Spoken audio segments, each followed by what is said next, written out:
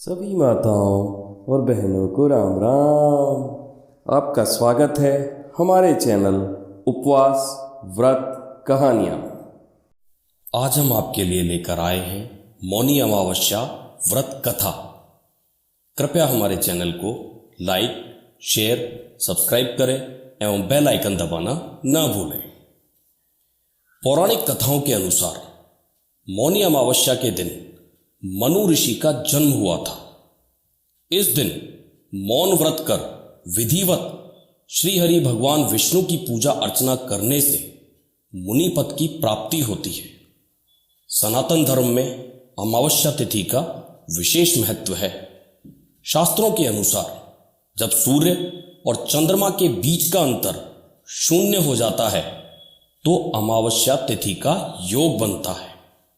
धार्मिक मान्यताओं के अनुसार अमावस्या की तिथि भगवान विष्णु को अत्यंत प्रिय है।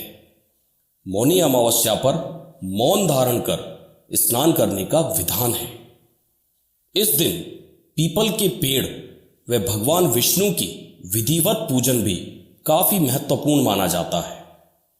स्कंद पुराण में वर्णित एक कथा के अनुसार बिना व्रत कथा पाठ किए किसी भी व्रत को पूर्ण नहीं माना जाता।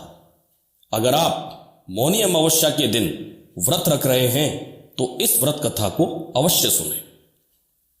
प्राचीन काल में कांचीपुरी में देव स्वामी नाम का एक ब्राह्मण रहता था। उसकी पत्नी का नाम धनवती था। उसके 7 पुत्र और 1 पुत्री थी। पुत्री का नाम गुणवती था।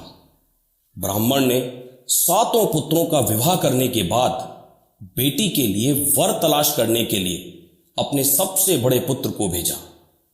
उसने एक ज्योतिषी को कन्या की कुंडली दिखाई। उसने बताया कि विवाह होते ही कन्या विधवा हो जाएगी। ज्योतिषी की बात सुनकर ब्राह्मण दुखी हो गया और उसने इसका उपाय पूछा। उपाय पूछे जाने पर ब्राह्मण ने बताया कि सिंहल द्वीप पर एक सोमा नामक धोबिन रहती है। यदि कन्या की शादी से पहले घर आकर वह पूजन करे तो यह दोष दूर हो जाएगा। ब्राह्मण ने गुणवती को अपने सबसे छोटे पुत्र के साथ सिंहल द्वीप भेजा।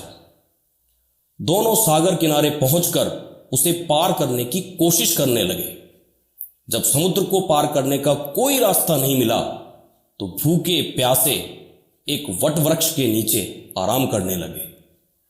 पेड़ पर घोंसले में गिद्ध का परिवार रहता था। उस समय घोंसले में सिर्फ गिद्ध के बच्चे थे। वे सुबह से भाई बहन के क्रियाकलापों को देख रहे थे। शाम को जब गिद्ध के बच्चों की मां भोजन लेकर घोंसले में आई तो वे उस भाई बहन की कहानी बताने लगे।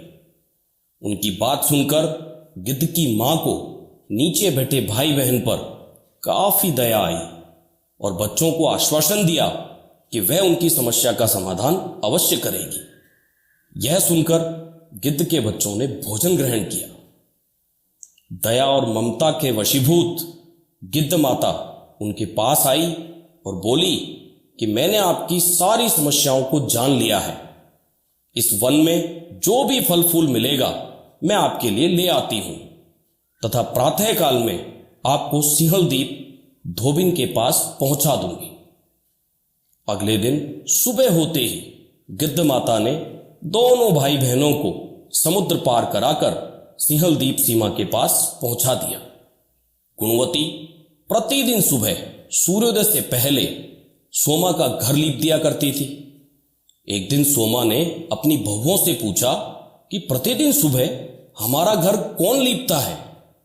बहुओं ने तारीफ बटोरने के लिए कहा, हमारे अलावा कौन ऐसा करेगा। लेकिन सोमा को उनकी बातों पर यकीन नहीं हुआ और वह यह जानने के लिए पूरी रात जागती रही। तभी उसने सुबह गुणवती को घर साफ करते हुए देख लिया और उससे उसकी परेशानी पूछी। गुणवती ने अपनी परेशानी बताई, जिसे सुन सोमा चिंतित हो गई और उसके घर जाकर पूजा पाठ करने के लिए तैयार हो गई। सोमा ने ब्राह्मण के घर आकर पूजा पाठ किया, लेकिन इसके बावजूद गुणवती का विवाह होते ही उसके पति की मृत्यु हो गई। तब सोमा ने अपने सभी पुण्य गुणवती को दान कर दिए, जिससे उसका पति जीवित हो गया। लेकिन पुण्यों की कमी से सोमा के पति और बेटे की मृत्यु हो गई। सोमा ने सिंहलदीप लौटते हुए रास्ते में पीपल वृक्ष की छाया में विष्णु जी का पूजन कर 108 बार पीपल की परिक्रमा की। इससे पुण्य प्रताप से परिवार के सभी सदस्य जीवित हो उठे। इस प्रकार मौनी अमावस्या के दिन किसी पवित्र नदी में स्नान कर विधिवत भगवान विष्णु की पूजा अर्चना करने व पीपल के पेड़ की परिक्रमा करने से मनोवांछित फल की प्राप्ति होती है तथा परिवार के सदस्यों पर भगवान का आशीर्वाद सदैव बना रहता है। और हाँ, अभी तक आपने हमारा चैनल सब्सक्राइब नहीं किया है तो कृपया हमारा चैनल सब्सक्राइब करें।